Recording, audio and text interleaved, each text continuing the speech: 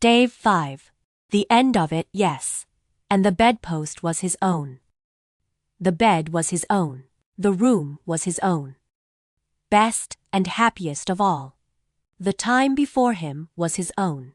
To make amends in, I will live in the past, the present, and the future. Scrooge repeated, as he scrambled out of bed, the spirits of all three shall strive within me. O Jacob Marley, heaven and the Christmas time be praised for this. I say it on my knees.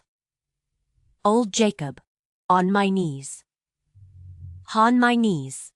He was so fluttered and so glowing with his good intentions that his broken voice would scarcely answer to his call. He had been sobbing violently in his conflict with the spirit, and his face was wet with tears.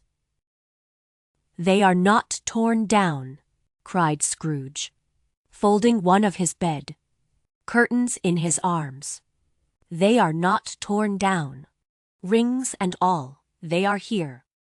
I am here. The shadows of the things that would have been may be dispelled. They will be, I know, they will. His hands were busy with his garments, all this time, turning them inside out, putting them on upside down, tearing them, mislaying them, making them parties to every kind of extravagance. I don't know what to do, laughing and crying in the same breath, and making a perfect Laocoon of himself with his stockings. I am as light as a feather. I am as happy as an angel. I am as merry as a schoolboy. I am as giddy as a drunken man. A Merry Christmas to everybody. A Happy New Year to all the world. Hallo here. Whoop! Hallo! He had frisked into the sitting room, and was now standing there, perfectly winded. There is the saucepan that the gruel was in, cried Scrooge, starting off again, and going round the fireplace. There is the door, by which the ghost of Jacob Marley entered. There is the corner, where the ghost of Christmas Present sat. There is the window, where I saw the wandering spirits. It is all right. It is all true. It all happened. Ha ha ha. Really, for a man who had been out of practice for so many years, it was a splendid laugh. A most illustrious laugh. The father of a long, long line of brilliant laughs. I don't know what day of the month it is, said Scrooge. I don't know how long I've been among the spirits. I don't know anything. I am quite a baby. Never mind. I don't care. I'd rather be a baby, hallo. He was checked in his transports by the churches ringing out the lustiest peals he had ever heard. Clash, clang, hammer, ding, dong, bell, dong, ding, hammer, clang, clash. Oh, glorious, glorious.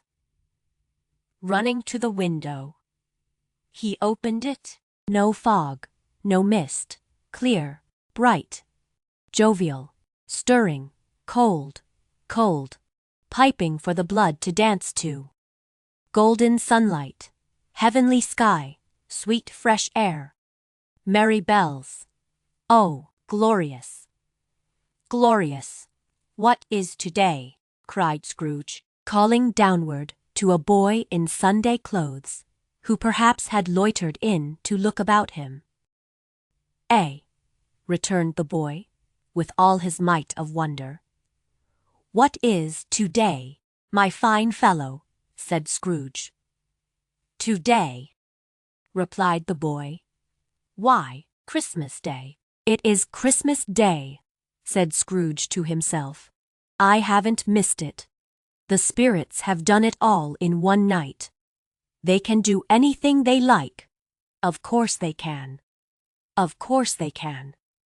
"Hallo, my fine fellow. Hallo," returned the boy. "Do you know the poulterers? In the next street, but one, at the corner?" Scrooge inquired. "I should hope I did," replied the lad. "An intelligent boy," said Scrooge. "A remarkable boy. Do you know whether they've sold the prize turkey that was hanging up there? Not the little prize turkey, the big one." "What? The one as big as me?" returned the boy. "What a delightful boy," said Scrooge. "It is a pleasure to talk to him." "Yes, my buck." "It is hanging there now," replied the boy. "Is it?" said Scrooge. "Go and buy it. Walk."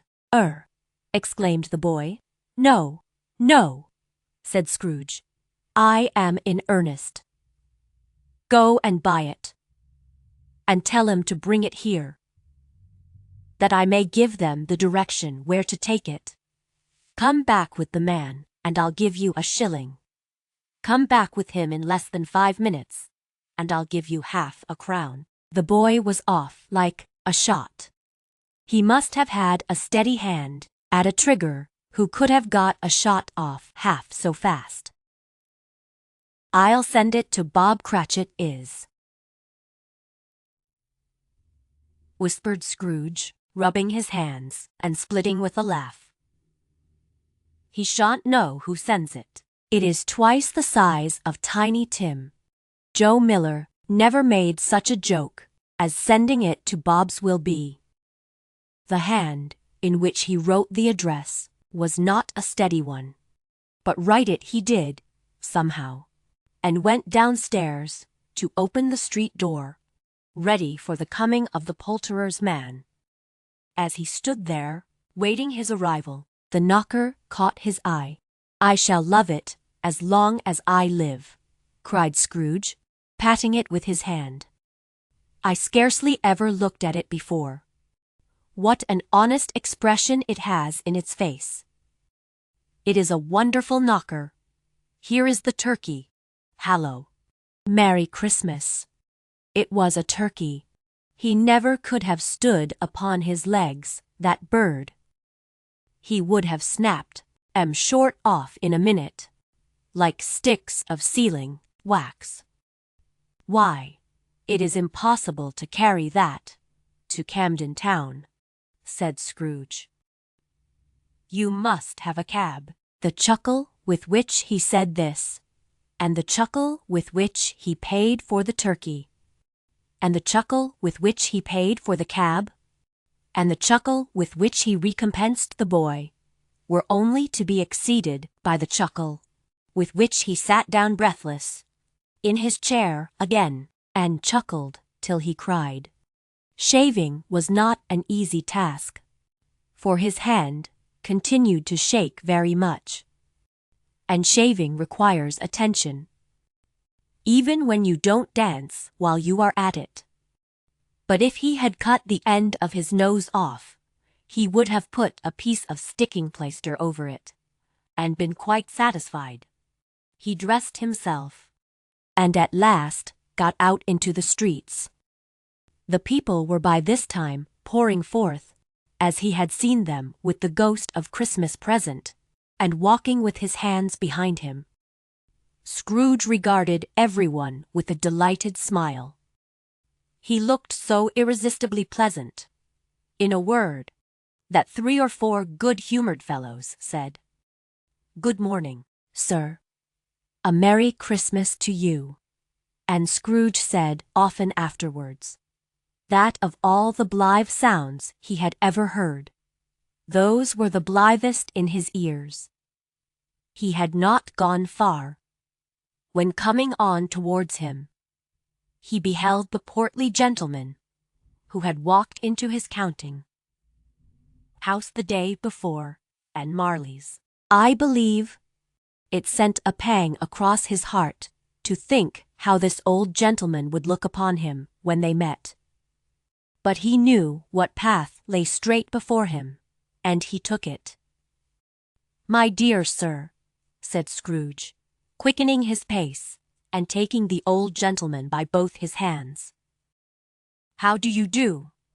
I hope you succeeded yesterday. It was very kind of you. A Merry Christmas to you, sir. Mr. Scrooge." "Yes," said Scrooge. "That is my name, and I fear it may not be pleasant to you. Allow me to ask your pardon. And will you have the goodness—" Here Scrooge whispered in his ear. "Lord bless me," cried the gentleman, as if his breath were taken away. "My dear Mr. Scrooge, are you serious?" "If you please," said Scrooge. "Not a farthing less. A great many back payments are included in it, I assure you. Will you do me that favor?" "My dear sir," said the other, shaking hands with him, "I don't know what to say to such munify." "Don't say anything, please," retorted Scrooge. "Come and see me." "Will you come and see me?" "I will," cried the old gentleman, and it was clear he meant to do it. "Thank'ee," said Scrooge.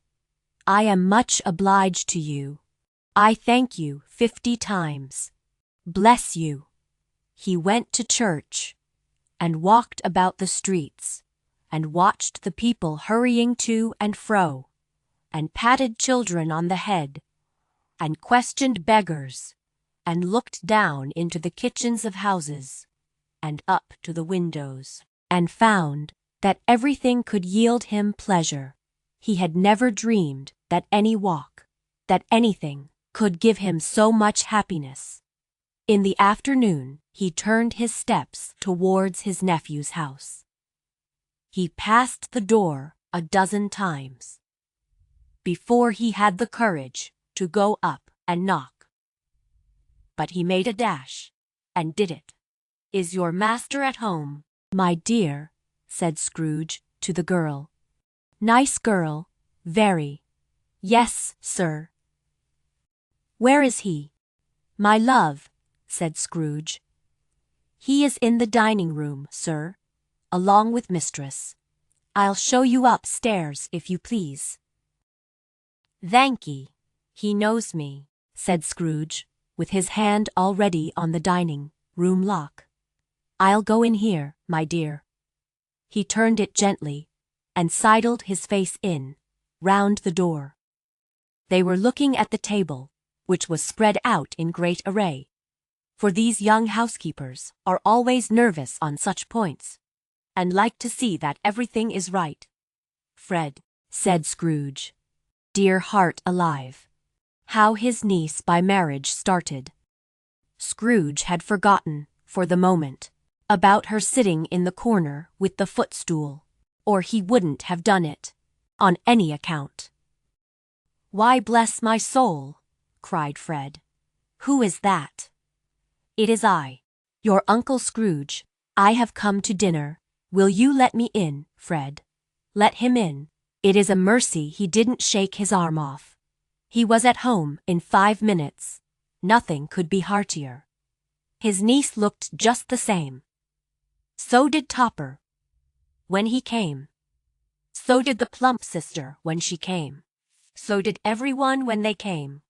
Wonderful Barty. Wonderful unanimity. Wonderful happiness.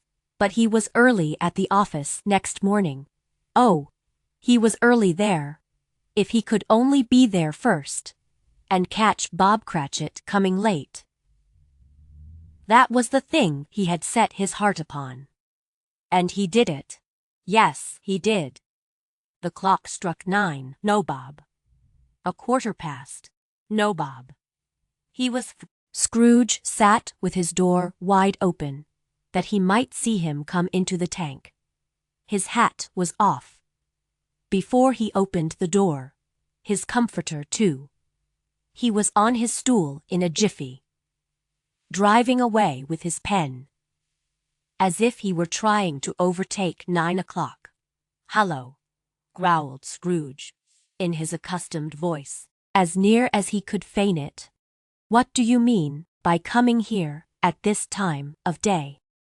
"I am very sorry, sir," said Bob. "I am behind my time." "You are?" repeated Scrooge.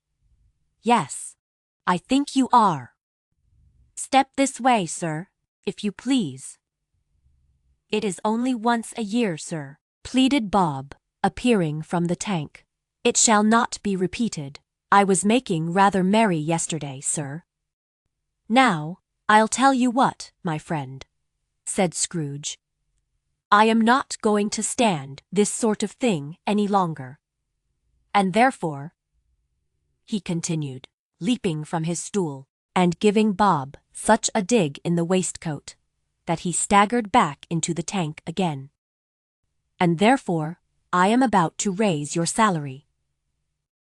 Bob trembled, and got a little nearer to the ruler. He had a momentary idea of knocking Scrooge down with it, holding him, and calling to the people in the court for help and a straight waistcoat. "A Merry Christmas, Bob," said Scrooge, with an earnestness that could not be mistaken as he clapped him on the back. "A merrier Christmas, Bob, my good fellow, than I have given you for many a year. I'll raise your salary and endeavor to assist your struggling family, and we will discuss your affairs this very afternoon over a Christmas bowl of smoking bishop. Bob, make up the fires and buy another coal scuttle before you dot another I. Bob Cratchit." Scrooge was better than his word. He did it all, and infinitely more, and to Tiny Tim, who did not die. He was a second father. He became as good a friend, as good a master, and as good a man as the good old city knew, or any other good old city, town, or borough, in the good old world. Some people laughed to see the alteration in him, but he let them laugh, and little heeded them, for he was wise enough to know that nothing ever happened on this globe for good, at which some people did not have their fill of laughter in the outset, and knowing that such as these would be blind anyway, he thought it quite as well that they should wrinkle up their eyes in grins, as have the malady in less attractive forms. His own heart laughed, and that was quite enough for him. He had no further intercourse with spirits, but lived upon the total abstinence principle ever afterwards. And it was always said of him that he knew how to keep Christmas well, if any man alive possessed the knowledge. May that be truly said of us, and all of us. As Tiny Tim observed, "God bless us, everyone."